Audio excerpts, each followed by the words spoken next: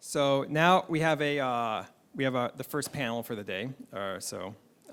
Which is the MF approach to open science: fair data, persistent identifiers, and engagement. So before I go further, I want to thank both David Butcher of MagLab and Angela Murillo for helping me organize this session. So thank you very much.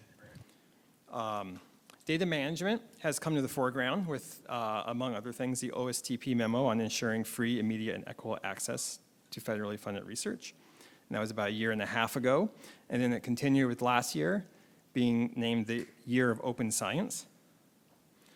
So the National Science and Technology Council defines open science as the principle and practice of making research products and processes available to all, while respecting diverse cultures, maintaining security and privacy, and fostering collaborations, reproducibility, and equity. This is a big topic. So for major facilities, this turns to reasonable questions of how to manage this data and implement these ideas. We gave our panel some open-ended questions, such as how do we think about and manage this data to enable its reuse by researchers and the public? What kind of systems and strategies have proved useful or not useful for this? Are there any small steps we can take to improve interoperability between facilities and scientists? And how do we adapt our existing systems and make good use of our cyber infrastructure? So to discuss these questions, let me introduce our panelists. We have Amber Boehnlein. Sorry, I immediately knew I did messed up. Okay. She's the Associate Lab Director for Computational Science and Technology and the CIO at Jefferson Lab. We have, what order are you guys sitting in? Okay. We have David Butcher, a research faculty at MagLab and Fair Data Coordinator. We have Monica Youngman, Chief Data Stewardship Division for the National Centers for Environmental Information at NOAA. We have Jonah Kanner, Senior Scientist at LIGO and Lead Data Scientist for the Gravitational Wave Open Science Center. And we have Shawna Sadler, who is the Engagement Manager at ORCID. So thank you all for being on the panel. And so now we will each will give some remarks, and then we'll open it up for a discussion and questions. So to start, Amber, ready?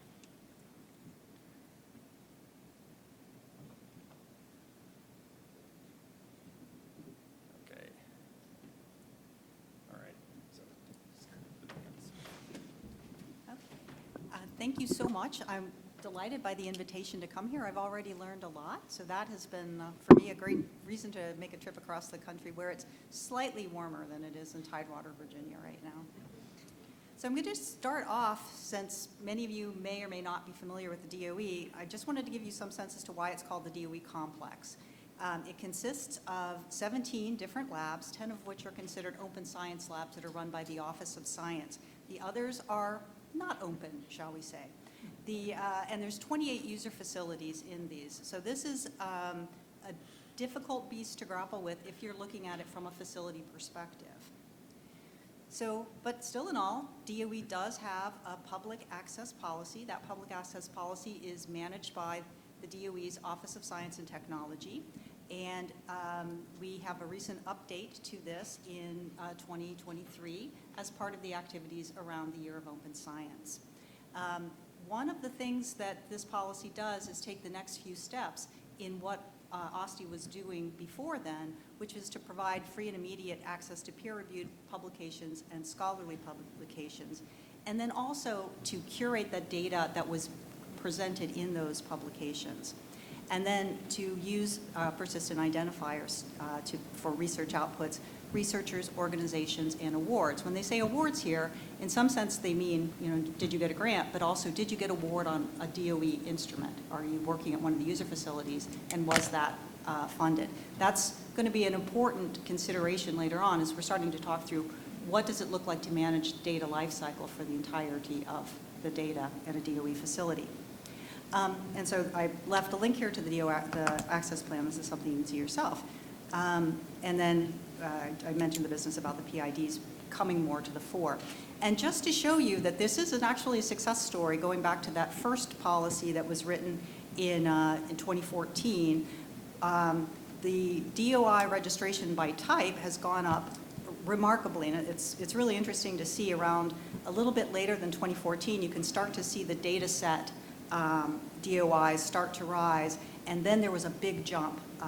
The data doesn't quite go all the way up to 2023, but there was a big jump, and now the slope of the data sets is about the same as the slope of the publications. So I think this is a real success story. You manage what you measure, and this shows the power of it. And then coming back to that, they are now able to track the citations by fields, or scientific disciplines, I should say. And there's almost 31 million of those citations. So that shows the power from that perspective at the end of the data lifecycle with the publications. So now I'm going to just kind of, okay, that's the big macro view of DOE. Just take a step back and talk to you a little bit about my lab. So we are, at the moment, a single-purpose lab that studies nuclear structure. And this is absolutely a fascinating topic, and it is inherently an integrative study. And so we have a theory of nature that describes this. It's called the quantum chromodynamics. And at the scale of the protons and the neutrons, the things that we are really trying to study, we're really trying to understand what's going on inside of protons and neutrons. The theory is not analytically calculable. That means you have to approach it computationally. And you have to have a lot of computational power to get to the level of precision that will give you the answers that you're looking for. And so we're just now, with the exascale, starting to see that level of computing power that's needed to really start to get to that level of precision. The other thing about this is it's not a case where you're looking for some sort of single measurement that's at some single instrument that's going to tell you something from an experimental point of view. So extracting all of this information and then tying it back to the theory is an inverse problem over multiple data sets. So this has been, over the course of my 9 years at Jefferson Lab, watching this recognition grow in the scientists who before just did not have the tools in order to really start to look at this in an integrative way. And so now they are recognizing the importance of data management and data stewardship, and they're starting to see their data as an asset, not something they do their experiment and then they move on. So that is a real change in their approach. So from that perspective, then, how do we step that back out to the rest of the DOE complex? And it's just a matter of fact that different scientific disciplines are in different places when it comes to this. The policies concerning ownership of the data are not uniform in any way, shape, or form. At the light sources, most of the data policies and the data management plan is get your crap off my disk in 2 weeks. So that's one way of doing it. That might not necessarily be the sort of thing that we're ultimately looking for. But I mean, that statement that the users own their data, right? So I put it in the facility point of view, but the users owning their data, that is stated at the highest levels of the people who run the light sources. So this is just a fact of nature. Open access beyond these publication data sets is also something which is in varying states depending on the disciplines. Now, DOE labs, they focus on science and technology. They're motivated by science and technology. That is their mission, speaking broadly. So the community recognition of the value, that's critical for uptake. And so one of the things that we're really starting to work to do is to articulate what does that data lifecycle look like in ways that people can see themselves and they see where they fit into that data lifecycle. I was having a discussion with somebody earlier. If you only take a look at data at the end of the process, you're not really capturing the people that you need to participate in stewarding that data at the beginning, and then the best you can ever do is a retrofit. So trying to articulate this data lifecycle in a consistent way, that promotes a consistency of approach. And consistency of approach is the motivating factor for infrastructure. And that brings me to one of the DOE initiatives that is, it started a while ago with a blueprint activity that Bill Miller, who's I think here somewhere, he was a participant in. This is a slide from Ben Brown at his talk to our Federal Advisory Committee last year that talks about this integrated research infrastructure. And Ben often talks about it in two ways. He talks about it as integrated research infrastructure and integrated research infrastructure, to try to parse out those two sets of overlaps in there with research in the middle and what those different readings of this could mean. But one of the things you can see from the diagram about how DOE is viewing this is the researchers are in the middle, surrounded by the computational facilities on one side and the experimental and observational facilities on the other. And then there's a number of pieces of infrastructure that would go into making this actually work, including the networking. And one of the things Don said, he and I talked a little bit about this, was that people felt that leadership was important in how they had uptake. And here you have leadership at the highest levels of the Office of Science saying that this integrated infrastructure and data is what is important to steward. So that's what Ben feels about this when he talks about it, is that it is empowering people and it's about data. Now, the next steps of the IRI are going on now, so I can't say too much about how that's going on, but look for more announcements about that sometime in the summer. Then the other thing that I didn't talk about was there's this little thing on Ben's slide that's called the High Performance Data Facility.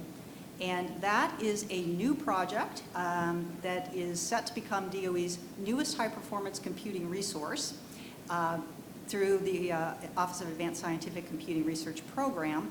It was announced October 16, 2023, which in some ways feels to me like it was forever ago, and in some ways it feels like it was last night.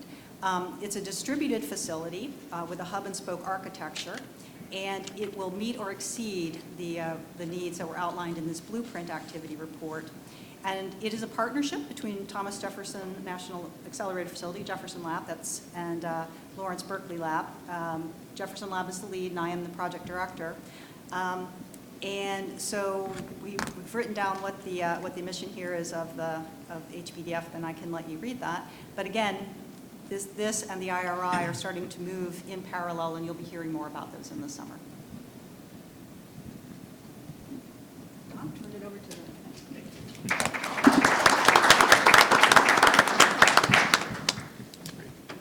So, all right. All right, our next speaker, I think we'll go with Shawna. Should we go? We don't actually have a set order. We're just kind of rolling the dice here. So. All right. Also, I just wanted to point out that this is more for the panel, is Angela's keeping time, and she'll give you a warning. I don't know where she is. There she is. How bad was I? All right. Then we'll do questions for the panel at the end. I think we'll do, I think please hold your questions. We'll do everything at the end and as a discussion, so thank you. Hi, everybody. Thank you for having me here today. It's really exciting. So I'm Shawna Sadler. I am with ORCID. As Don mentioned earlier, I'm Canadian, so I'm sorry. We should be apologizing. So I'm doing 2 talks at this event. So today I'm going to speak about ORCID at a very high level, and then tomorrow I'll do a bit of more of a deeper dive. So it'll be hopefully more relevant for you tomorrow, but today we'll set the scene. Okay, so many of you, I'm sure, have heard of ORCID. So what we do is we are the persistent identifier for people. So to qualify for an ORCID ID, you need to be a human being over the age of 18. So hopefully that's a nice broad spectrum. Obviously, most people who have ORCID IDs are researchers in some capacity, but we also embrace citizen scientists and other groups of people who participate in research and should get credit. So we are an inclusive provider. So we provide this unique ID number. It starts with HTTPS, so that way it's interoperable. And then it's a string of 16 characters, mostly numeric, but we throw in an X every once in a while just to keep you on your toes. When you register for your ORCID ID, which is free of charge, we'll issue a record to you, and I'll show you examples of that, so to capture all your research-related activities. And then third, more on the systems side, we provide APIs, so we can transfer the data in your ORCID record to other systems, so you don't have to manually enter in your data to other systems, saving everyone a lot of time. So this is our high-level infographic of ORCID. So this is broad thing. So here your ORCID is with your researcher at the center with her ORCID ID, and then when she connects her ORCID ID to different systems, to her other stakeholders in her world. So you see above her are her publishers, so she submits a manuscript to her publisher with her ORCID ID, and when she fills out their form, when she logs in with her ORCID ID, all the data in her ORCID record pre-populates that form, so she doesn't have to enter it all in herself. And of course, she's brilliant, so the publisher publishes her work and writes the citation to her ORCID record, which is very helpful because when she goes to apply for funding, the group below her, she fills out that form, gives her ORCID ID, and that citation that the publisher just wrote, she can now use to populate the form from the funder. You get the idea, right? So this is this interactive system. So of course she has an employer, usually a university, and then all these three, the publishers, funders, and universities usually get systems from vendors, and so we also work with those vendors to integrate with ORCID. So that way when an organization has membership with ORCID, they can just plug in their API key, and the data starts flowing. So here's an example of mine. So there's my ORCID ID, it ends in 5034, and there's my record. More interestingly, here is Eva's ORCID ID and record. So you'll notice Eva's source for her employment is herself. So you can always write data into your ORCID record yourself. We do indicate the source of that data. So we talked about provenance earlier today. So that's just part of ORCID's contribution to research integrity and provenance. I did have a good conversation with USC yesterday. So hopefully they'll be writing employment to your record soon. I'll say less than 5 years, more than 2 probably. They didn't seem that energetic, but hopefully soon. But you can see Eva has approved her publishers to write to her ORCID ID, and they've chosen to do that through Crossref. And so when it's an organization that writes the data, there's going to be that green check mark. And that indicates that it is a trusted source of that data. Okay, so there are 7 sections to an ORCID record. Just quickly, the key sections that you would expect: employment, educational, professional activities are like awards, committees. We're trying to get the attention of the Nobel Committee so that Nobel winners will get their awards written to their ORCID record.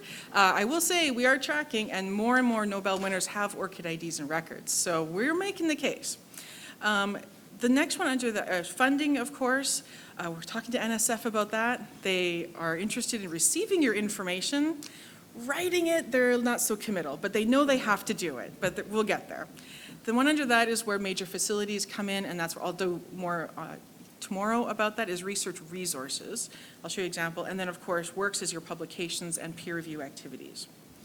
So here's an example of research resources. Oak Ridge National Lab writes a lot of data to ORCID records, and there's really quite hierarchical in its structure. So here's a Beam Time Award, and then below it you can see they've added the equipment to this as well. So we're really open with what kind of data is written to ORCID records. We're just the receptacle for it. Okay, so customizing the ORCID experience, we've taken Eva as our example. So there's Eva with her ORCID ID in the center of this. Eva has worked with, I've noticed, Sage publications. A lot of her journals are with Sage. Sage writes the data to ORCID record through Crossref, so that's why she had some green check marks in her record. Hopefully my conversation with USC went well yesterday, and soon they will write her employment data to her ORCID record. There are a lot of universities and employers that are doing that. So of course, Eva writes a lot of applications to NSF for funding. And usually, I'm going to assume, Eva, that you use the Science CV system for your biosketch that is integrated with ORCID. So that way, she logs into Science CV with her ORCID ID. The data in her ORCID record will pre-populate that form. The biosketch today, and then the next few months, we're expecting the current and pending other support form will also be connected to ORCID. And I'll talk a little bit about that tomorrow because it will impact all of you. So what's going on? So at the global level, what we're seeing is the conversations mostly are centered at the G7 level. There's a lot of G7 conversations. They issue an annual Science and Technology Ministers communique. There's a lot of talk about FAIR data, and there's some indications towards FAIR includes persistent identifiers. That's the F1 in FAIR, but there is more explicit conversation starting to happen around the adoption of persistent IDs. We saw this conversation now included in the G20, and India has been really engaging with the persistent identifier community, and we're now seeing it with UNESCO as well. So this is genuinely a global conversation. So what normally happens is we're seeing the multinational organizations, then the policy comes to the national level, And then what we're seeing, so at the national level, how it's coming in the US right now is through the topics of research security and public access and research integrity that Don mentioned earlier. I won't go through this. You guys can read these slides later if you like. So just quickly, the research security now is the precise points are coming through the funding agencies. So NSF is actually taking the lead in this area. So you'll notice in the most recent PAPPG, look at me, I'm getting good at this acronyms, aren't I? ORCID is explicitly called out. Now it is optional for the senior personnel, which is great. But what we're seeing now is the Public Access Plan 2.0, which is going to be released soon. The language is a little bit more clear, and it says that all authors and co-authors must be identified by their ORCID ID. So that we haven't received the notification from NSF yet, but they're starting to show this language. So hopefully everybody here has their ORCID ID. If not, it's free. OSTI and DOE, I took this slide. Apologies, I should have asked Carly first. But like again, the whole why of this. So as Amber said earlier, you manage what you measure. And when you have persistent identifiers on your key points of data, including your very important people, you can measure what they're doing and analyze it and report on it. So you can really create rich stories of the value of your research facility. And I mean, we all have to demonstrate value. And so that we can help you gather that data so you can create those stories and tell your stakeholders all the wonderful work that you're doing. All right, so I'm going to stop there. Don't ask questions, as Dawn said. Save it for later. Thank you very much.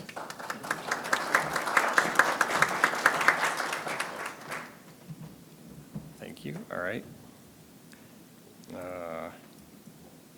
Let's next do Jonah. You want to come up next, Jonah? All right.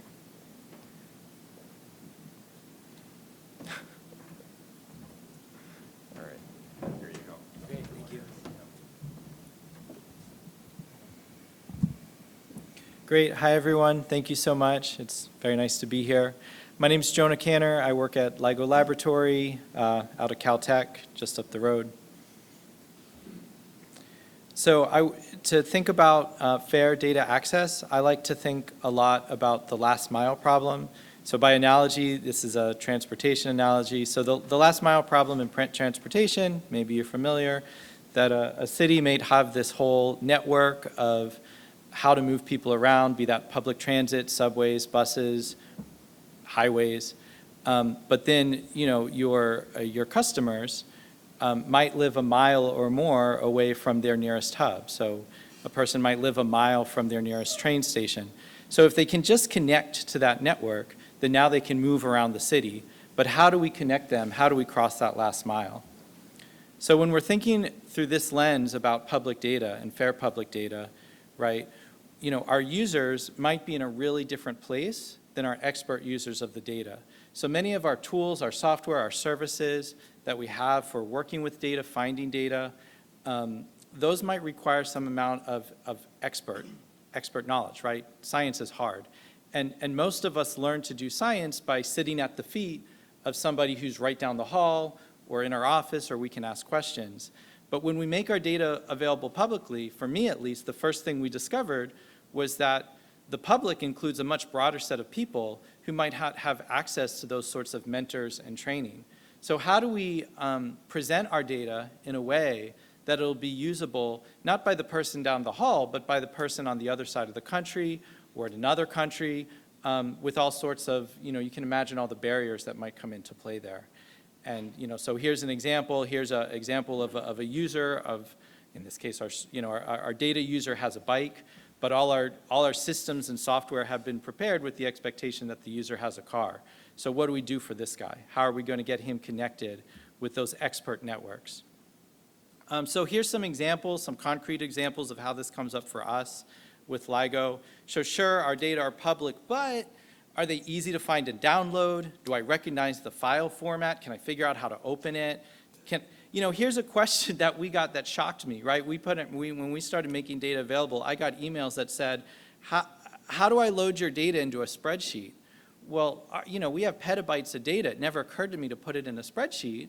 But when you make things public, you know, there are tools that people are using that might not be the same tools that your graduate students are using. How do I get your software installed on my computer? By the way, I'm using an operating system you never heard of. Once the software is installed, how do I figure out how to use it? Where's the manual? Wait, what, a manual for our software? You're kidding, right? Do I know where to ask for help when I get stuck? By the way, I'm not in college. I don't have a mentor. So here are some solutions that we've been developing. We do make our data available in multiple formats. We try to at least use at least some common formats. Software examples have been something that have just been really critical and really popular. And in developing our software examples, we always try to focus on the most basic tasks. How do you load the data? How do you pre-process it? Show me what it takes to make one plot that I found in your papers. We've been trying to make use of online tools and services, and the reason that I really like online tools and services is because then the user does not have to install software, and software installation is always, in my experience, is always a barrier, especially when you're talking about users who have diverse computers, diverse platforms, diverse operating systems. So if I'm trying to communicate with hundreds of people who I don't know, it's really useful if the tools just run in their browser, because almost everyone has access to a browser. Resources, workshops and online courses. This has been really popular. We've had thousands of people enroll in our online courses. We do have a help desk and a discussion forum. That, I think, is really important for us to get feedback and make our tools better. And then in our case, we've tried to set up an integrated platform for all of this that we call by the awful acronym GWOSC, which is very sad to say, but stands for Gravitational Wave Open Science Center. And if I've got a few minutes, here are some examples. So here's an example of software that runs in your browser. So this is using a Jupyter notebook, but if you can get your Jupyter notebook to run in something like Google Colab or maybe MyBinder, then it runs in the browser, and the user can learn how to work with your data without first installing any software. So we've come to use these Jupyter notebooks a lot. We really like them. They're one of our favorite educational tools. Here's another way to get users to work with your data without having to install any software. So in this case, it's a web app. In this case, it happens to be a technology called Streamlit, but that's not the point. The point is if I make a web app that'll load the data, then now the user can load things, make plots, interact with the data, again, without having to install software. We've also been running these open data workshops. These have evolved. So initially we thought, okay, great, we'll have an in-person workshop. 50 graduate students will fly to Caltech. We'll get together in a conference room and we'll show them how to work with our software and with our data. Over the years, this has evolved like everyone else. When COVID happened, we were forced online. And we've tried to lean into that. So we've now moved this to an online course that it's actually a hybrid format. It's an online course plus these in-person study hubs that we call them. And this has now grown from activity with like 50 people per year to now an online course that's always available, and as well as an annual event that's now engaging a few thousand participants per year and occurring in person at 15 locations around the world. So I think if I was going to sum all this up, I would just say we really try to focus on the user experience, and I think that's so important because science is hard. And so if we don't think about what it's going to be like for a user who doesn't know our field to come in and interact with our data, then I think they can really get stuck. The most basic tasks, I think, are always the most important, because once someone gets over, let's say, that first mile, then maybe they can start to get plugged into all those expert networks and get access to the papers and more deeper things. And as much as possible, we're trying to create a pathway for new researchers to follow. When someone comes in cold, not knowing anything, what's the first thing and the second thing that we're giving them? And of course, along the way, to provide mechanisms for support. I'm really thinking about our help desk and our discussion forum. Where do people go for help, and how do they tell us when tools need to be improved? I'll stop there. Thank you all very much.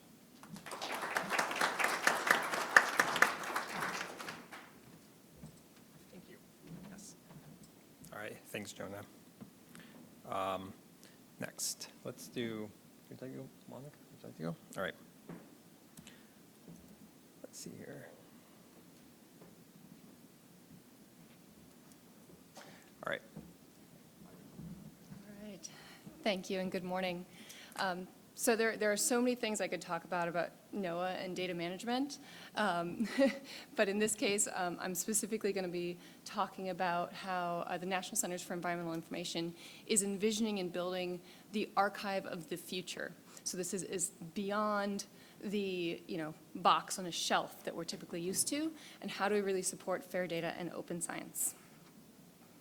So first of all, I'd just like to touch on what does fair data mean and open science. And I love these cartoons because I think everyone can relate to either the piles of paper or digitally trying to find something you know is there, or trying to access something that's really buried, as well as receiving something and then having no idea what to do with it.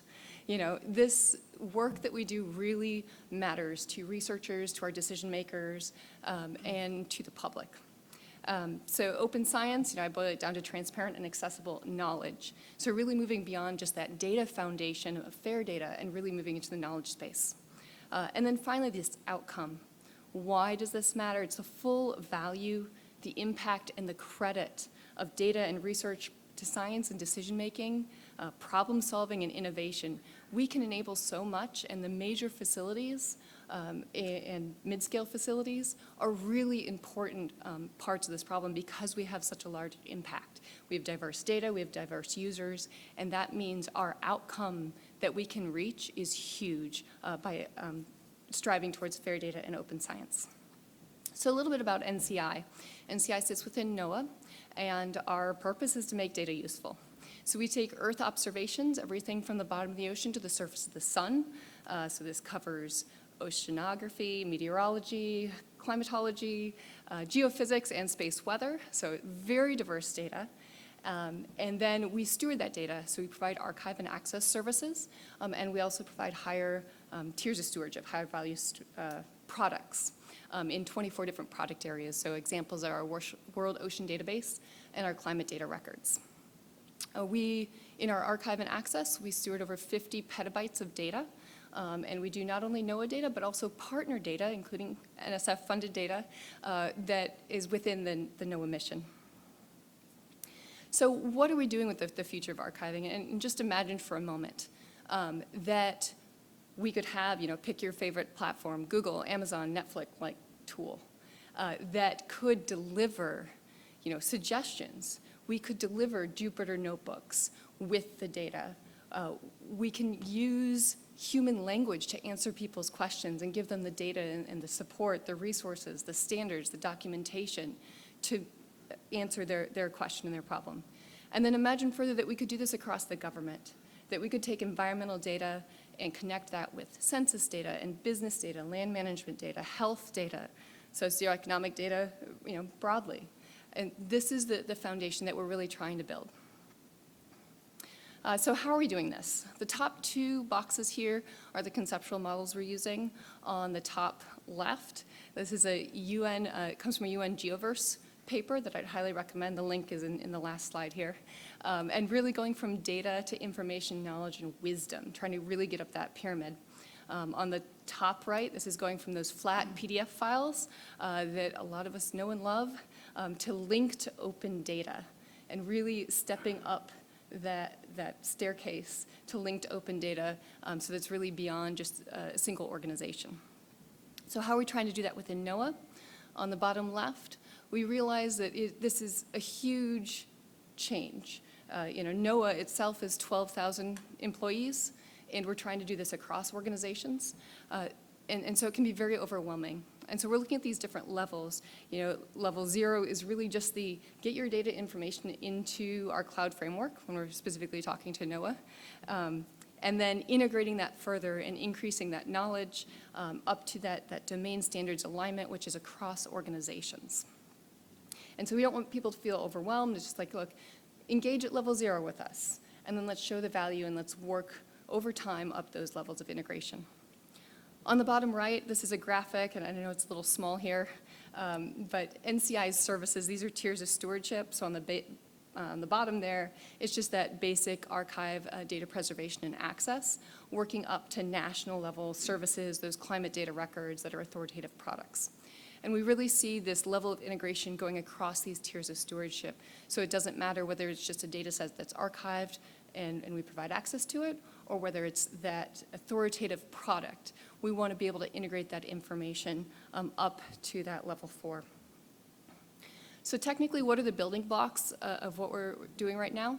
We use the technology, so ontologies, we use knowledge graph, multiple knowledge graphs, and data storage, and then we combine it with a framework of patterns and templates and records that are also then connected as data within that knowledge graph.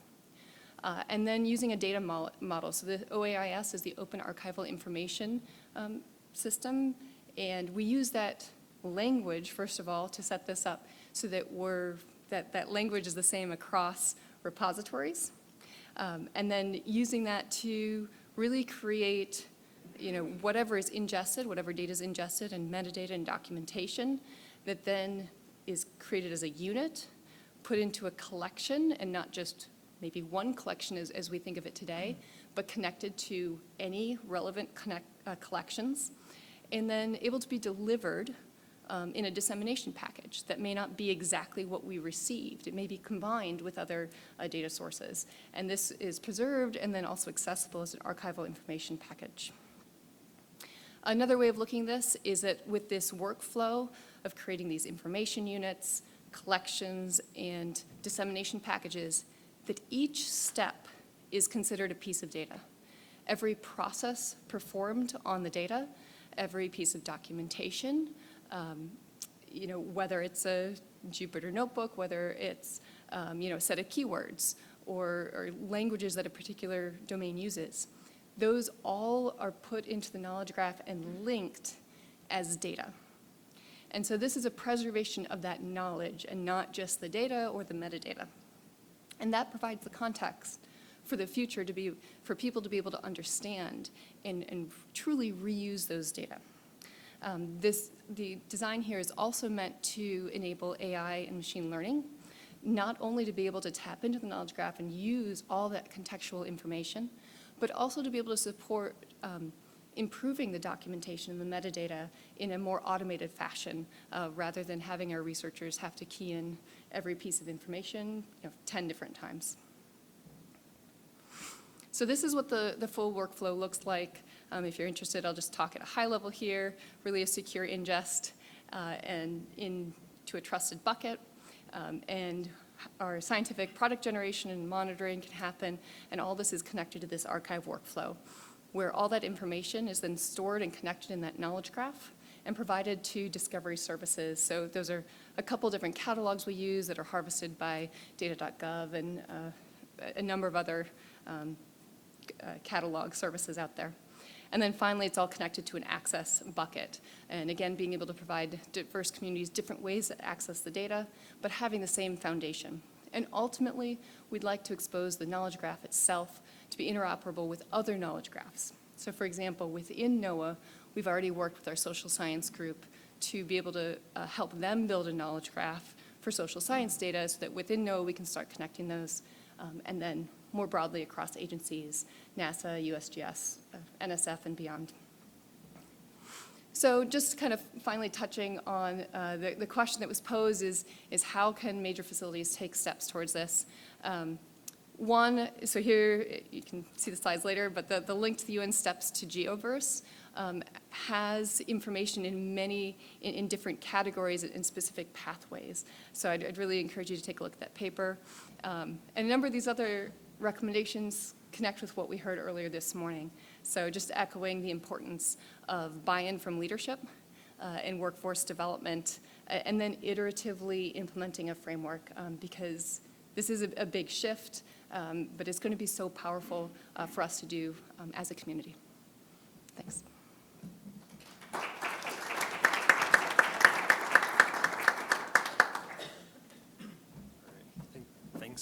Thanks, Monica.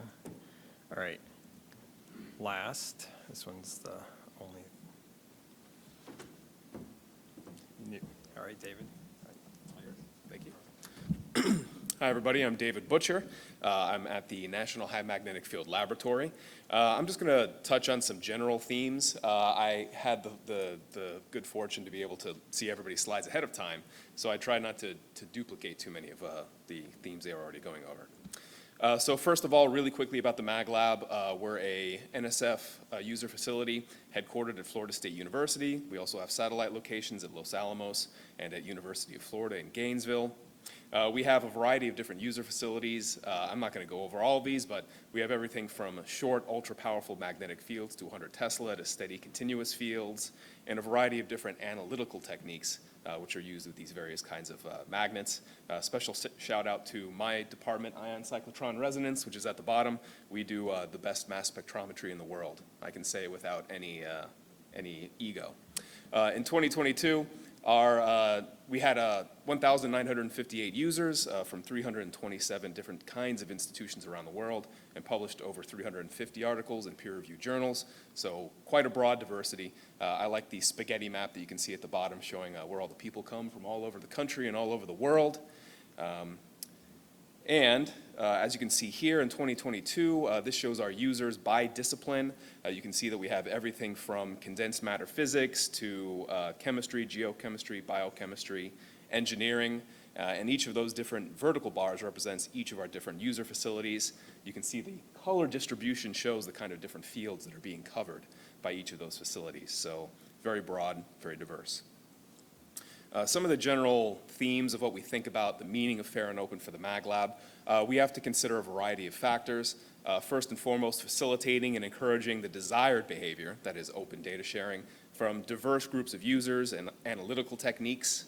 We have everything from NMR people who are using 6-foot-long probes to do nuclear magnetic resonance, to people who are doing microscopy in steady continuous fields. We have to address the lack of a clear roadmap and establish data sharing practices and appropriate CI in many of these disciplines. We often talk about how in material science, condensed matter physics, there's a much larger gap between the needs of researchers compared to fields like biology and chemistry.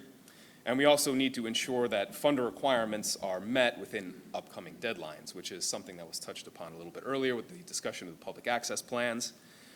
This timeline for implementation comes from NSF's public access website. They, of course, released a public access plan within the last year, just like many funding agencies did, such as DOE, which was mentioned. They also have mentioned an update to the public access plan focusing on researcher affiliations and funding and persistent digital identifiers, another subject of this panel, for researchers, research products, and awards, which will be published in 2026 for implementation by January 2027. So we hope we can have more information about that soon so we can start thinking about the CI that will be necessary to collect that data so that we can actually make it meaningfully available with the rest of our research products. Our current implementation of PIDs at the MagLab is not very extensive. We are collecting ORCID IDs for our users. We are assigning DOIs to some of the products of research, but there's a massive, massive area for growth here, which has been discussed at the Fair and Open Science Research Coordination Network we had late last year for things like sample PIDs, instrument configuration PIDs, workflows, data sets, software. And then, of course, we'd like all of the above to be included in whatever disseminated product is actually getting to data users. So there's massive room for growth in PIDs, and Cyberinfrastructure and Fair and Open Science come together in that area. Now, I want to talk a little bit about driving engagement, because that's also a part of this panel discussion. This figure comes from the State of Open Data 2023. This is a longitudinal survey conducted by Springer Nature and Figshare. I apologize for the size of the text. It couldn't be helped. So all these different colored bars are showing you the motivations, the self-reported motivations from about 6,000 respondents from a variety of different fields. We have material science on the left, chemistry, computing, engineering, physics, business, arts and humanities, broad diversity of fields. The major point here is that the motivations that people are reporting, the biggest contributors here, the ones that I have highlighted in red are citation of my research papers, co-authorship on papers, full data citation, increased impact and visibility of my research. So All of these are related to trying to get more eyes on the work, trying to get more citation. And in this separate figure, people were asked, which of these circumstances would motivate you most to share your data? And by far, the greatest contributor was citation of my research papers. Public benefit and increased impact and visibility of my research are tied for second place. It's nice that people are thinking of the public benefit, but clearly citation is the winner here by a significant margin. We also conducted at the MagLab an internal survey of data creators, researchers in various roles. I'm just going to go over one question and its kind of follow-up questions. In this question we asked, do you feel that the application of fair and open science principles is important for products of research at your facility? Just about half of the respondents said yes, but there was some hesitancy from others. There was quite a few maybes and quite a few people who were unsure. I probably shouldn't have added maybe and unsure because those are almost the same thing, right? But you know, we learn and we do better with each iteration. So the follow-up to this, why not? I offered some kind of pre-filled responses, like it's not worth the effort or it takes too much time. There's no merit, it can't be done practically, but the vast majority of the people opted for the other response and then gave some additional information. You can see that some of the other responses on the right here, I'm concerned about scientists' ability to perform experiments without immediate plans to publish the data. I haven't seen a good example of it being used in my field of research. I'm worried my data will be misused by a competitor, or there's no interest or demand for it in my field of research. On that last one, I think they may be a bit misinformed about that one, or maybe misjudging the interest from their colleagues. But, and then to dig down even further into that, questioning the other responses, what incentives would make it worth the time and effort? And this is where we get into the motivation of the researchers. Unfortunately, there were only 10 responses to this specific question, but the two winners by far were recognition of the effort required for either evaluation for promotion or annual performance reviews. This all ties into the self-interest of the people who are actually putting in the work, which makes a lot of sense when you think about it. One person wanted to have an annual or quarterly award for putting in the effort. Somebody pointed out that these are not of interest to top-ranked faculty, which is worth considering. If faculty are the data creators, if they're tenured or top rank, they may not see it as particularly important for them, and so they need a different set of incentives or motivations. And one person flatly said none of the above, so they're just simply not interested. So the conclusions we can take from the State of Open Data survey and from my own internal survey are maybe that if we want to drive engagement, what we need to do is appeal to people's self-interest. Now, maybe that's not a super surprising finding. I could have probably talked to a marketing professor over at FSU and they would have told me that in 1 minute. But maybe a better way to think of it is we need to message better about how fair and open data and utilizing the appropriate CI aligns with people's self-interest. That's maybe a more diplomatic way to put it. And that's all I have. Thank you.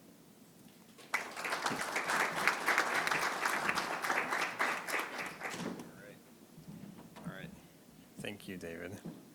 So, all right. So now we are open for questions. So I was wondering if, I think we just get started, if anyone in the audience has a question.